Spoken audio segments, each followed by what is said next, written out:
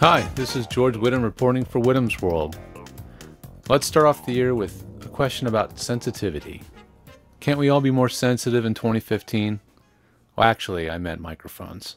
This question came in from Scott McDonald, one of our regular contributors. He comes up with good questions. He says, been checking out various mics in order to get a very clean and quiet recording and have come across the specification, mic sensitivity.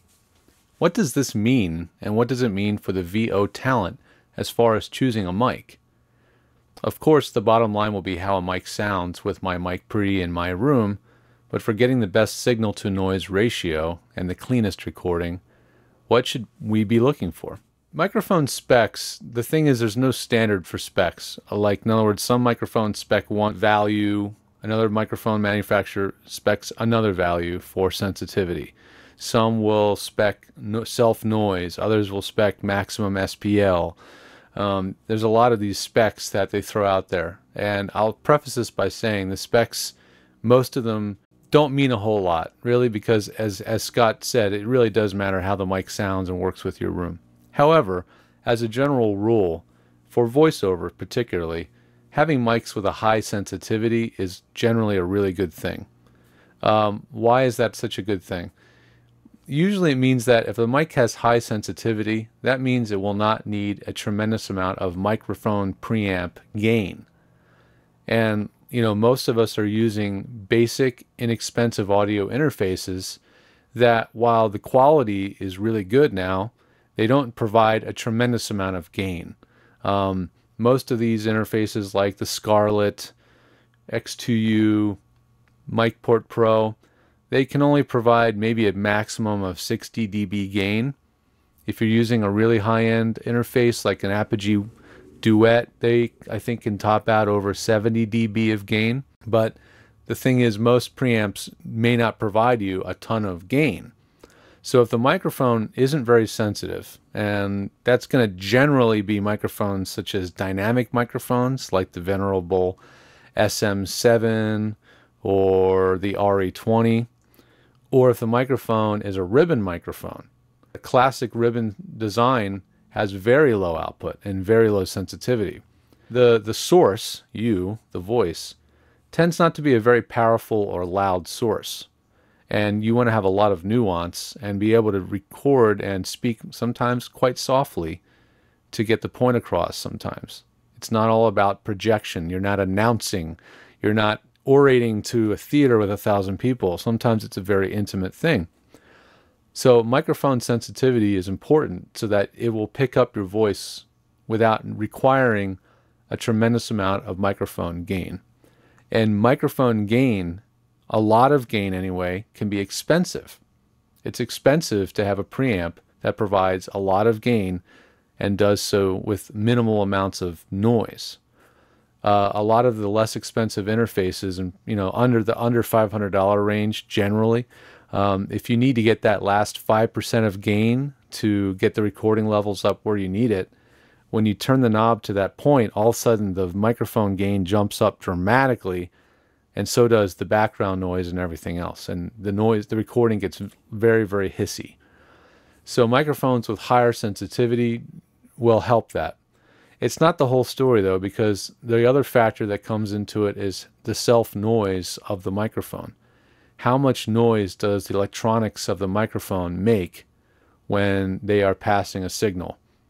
And I don't really understand or exactly know how that's measured, but I venture to guess it's probably measured in an anechoic chamber, which is one of the quietest spaces in the world.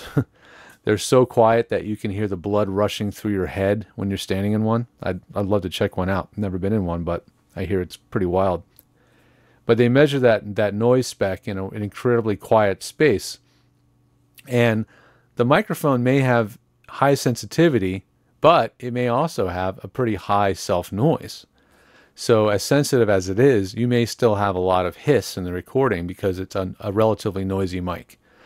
And generally, this is totally a generalization, but microphones with smaller diaphragms, smaller pickup diaphragms like this shotgun style mic here, they tend to have higher self-noise. And it's because of the design of the capsule, because smaller capsules tend to be a little noisier. And this particular mic is an Electret microphone, and they also tend to be a little bit noisier, although modern technologies have improved the issue. So picking a mic that works well with your voice is always going to be key. Specs can be helpful, but I have never shopped for a microphone for anybody based on spec. But I do pay attention to self-noise. Self-noise can be a big marketing thing. I know CAD advertises their E100S for being one of the quietest or lowest noise microphones in the business, ever made actually. And that's a big selling point. And it is a quiet mic, but it doesn't necessarily mean that it'll translate to a very quiet recording in every environment due to a lot of factors. And then secondly, I might look at sensitivity. And then thirdly, I may look at the frequency response of the microphone. Is it a very flat response? Does it roll off at the bottom like this one does so it doesn't pick up a lot of rumble and low frequency noise? Does it have a bit of a bump where it picks up a lot of treble and sibilance in the higher frequencies like some less expensive Chinese made microphones tend to do? The thing is, most microphones these days are designed to very high spec with inexpensive components. And you're going to get good sound quality out of probably 80 to 90% of the mics that you try. It's going to come down to how it works in your room, how much noise is in your room, and how you address the microphone. So thanks for that question, Scott. I hope that helps a few of you demystify what the sensitivity thing really means. If you have a question for Whittam's World, I'm happy to answer it. I love taking your questions in. Send them in to whittamsworld@edgestudio.com. and I'll answer it in a future episode. If you need tech support, you'll be able to find me over at vostudiotech.com, and I have a wide variety of services available to you.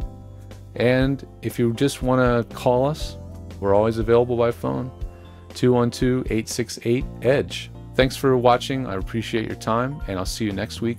This has been George Whittam reporting for Whittam's World. See you next time.